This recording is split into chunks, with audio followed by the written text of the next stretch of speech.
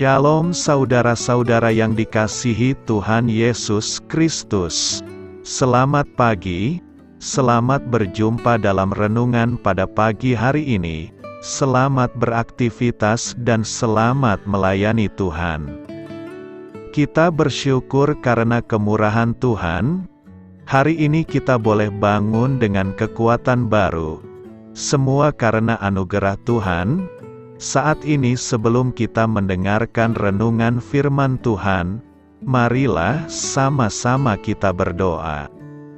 Bapa kami yang di sorga, Bapa dalam nama Tuhan Yesus Kristus, Tuhan dan Allah kami yang baik, kami bersyukur untuk berkat kemurahan-Mu, di sepanjang malam Tuhan sudah lindungi kami, dan pagi ini kami boleh ada sebagaimana kami adanya.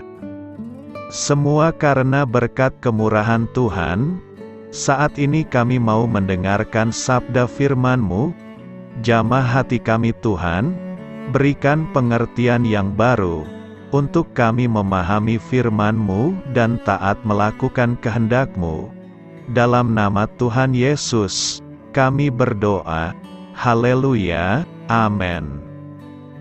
Saudara yang terkasih, ayat pembacaan Alkitab kita hari ini terambil dari Amsal 24 ayat yang ke-14 sampai 17.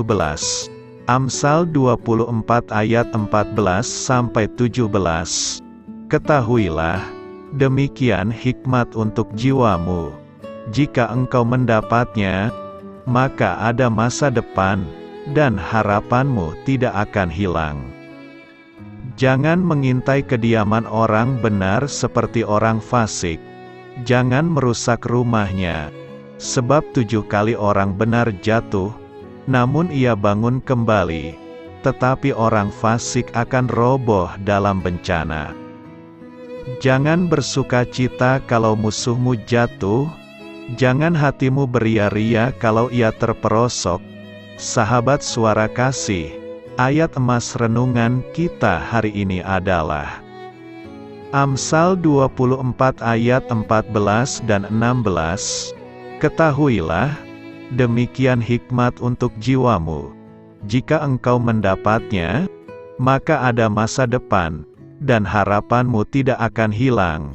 Sebab 7 kali orang benar jatuh, namun ia bangun kembali. Tetapi orang fasik akan roboh dalam bencana. Judul renungan kita hari ini adalah Rencana Tuhan bagi Orang Gagal. Ditulis oleh Jeff Screve. Sahabat suara kasih, banyak orang yang saya kenal membuat resolusi tahun baru. Mereka berjanji untuk berolahraga lebih banyak, makan sehat, menurunkan berat badan, berhenti melakukan kebiasaan buruknya, bebas dari hutang piutang, mengutamakan Tuhan, hidup kudus dan sebagainya. Tapi bagaimana jika semua resolusi itu gagal? Bagaimana jika resolusi itu terhenti di minggu kedua bulan Januari? Apa yang Anda bisa lakukan? Ada banyak orang yang menyadari kegagalan tersebut dan mempersalahkan dirinya sendiri. Mereka mengatakan bahwa mereka memang pecundang. Mereka mengutuki diri mereka sendiri, dan tinggal di dalam kegagalan. Tapi tahukah Anda bahwa Tuhan tidak ingin kita melakukan hal itu? Marilah kita ingat rancangan Tuhan bagi orang gagal.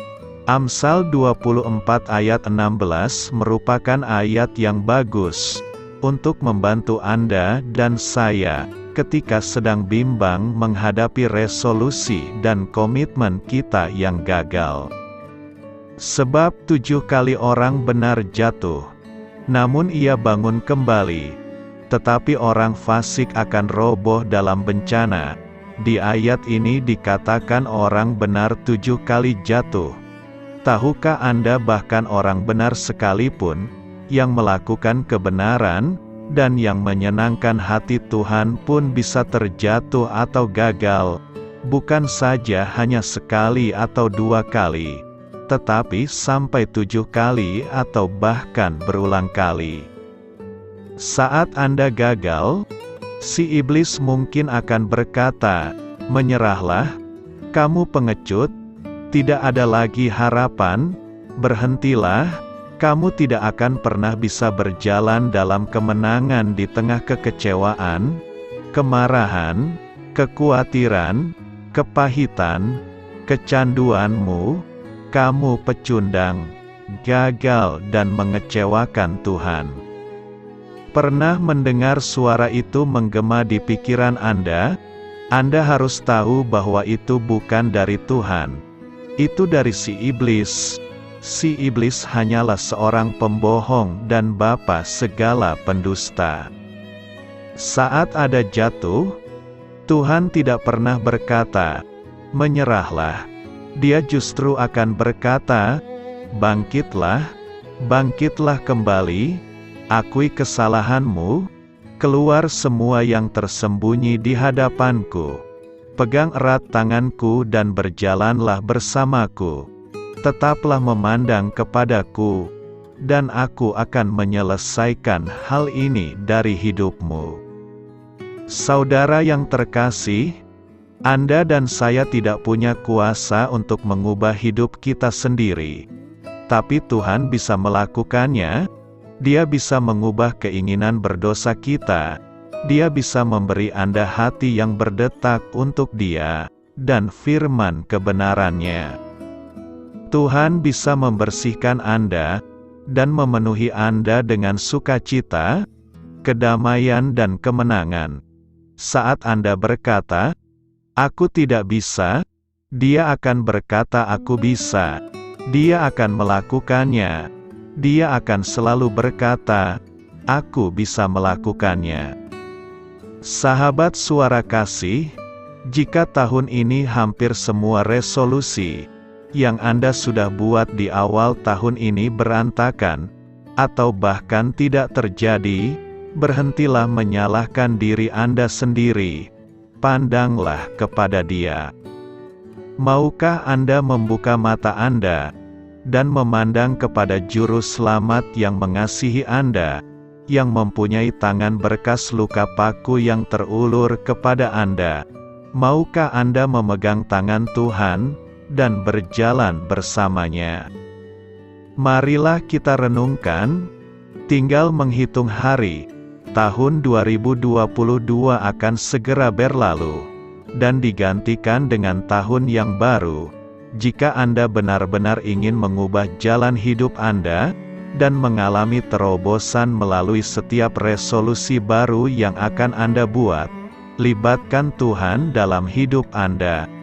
Jangan berjalan sendiri, dan memilih berhenti di tengah jalan, seolah resolusi hanyalah sederet daftar formalitas di tahun baru. Amin. Tuhan Yesus memberkati. Sahabat Suara Kasih, demikianlah renungan firman Tuhan pada pagi hari ini. Semoga menjadi berkat bagi hidup kita, dan sebelum kita memulai segala aktivitas kita di pagi hari ini, marilah kita berdoa.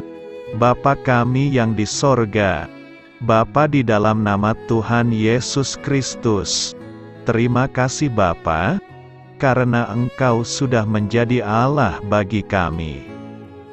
Kami juga bersyukur Bapa, untuk pertolongan-Mu, penyertaan-Mu, dan atas berkat-Mu di dalam kehidupan kami. Kami berbahagia dan bersyukur Bapa, untuk kebaikan-Mu di pagi hari ini. Tak berkesudahan kasih setia-Mu, tak habis-habisnya rahmat-Mu, selalu baru setiap pagi, besar kesetiaan-Mu di dalam hidup kami. Terima kasih untuk firman-Mu. Pada pagi hari ini ya Bapa, kami mau belajar dan terus belajar tentang firman-Mu. Firman-Mu yang menguatkan dan meneguhkan iman percaya kami. Firman-Mu yang mengubahkan kehidupan kami. Kami mau berjalan bersama dengan Engkau di sepanjang kehidupan kami Bapa, agar kami tidak tersesat di dalam dunia ini. Terima kasih Bapa, buat kesempatan dan nafas kehidupan yang masih Engkau berikan. Kami mau memakai kehidupan kami untuk hormat dan kemuliaan nama-Mu. Segala pergumulan dan masalah hidup kami serahkan di dalam tangan-Mu. Engkau yang akan menyelesaikannya bagi hidup kami. Kami hanya berharap kepada-Mu, Bapa. Hamba berdoa untuk saudara-saudara kami yang sudah mendengarkan renungan firman-Mu pada pagi hari ini, yang saat ini sedang mengalami sakit penyakit, pergumulan, masalah, kebutuhan ekonomi. Kiranya Engkau yang jamah, sembuhkan dan pulihkan. Berkati juga perekonomian mereka, serta berikan jalan keluar di setiap pergumulan masalah yang mereka sedang hadapi. Dan ajarlah kami Bapa, untuk selalu berharap dan percaya sepenuhnya kepada Tuhan Yesus. Kiranya Engkau yang terus memberkati kehidupan kami, keluarga kami, dan sanak saudara kami.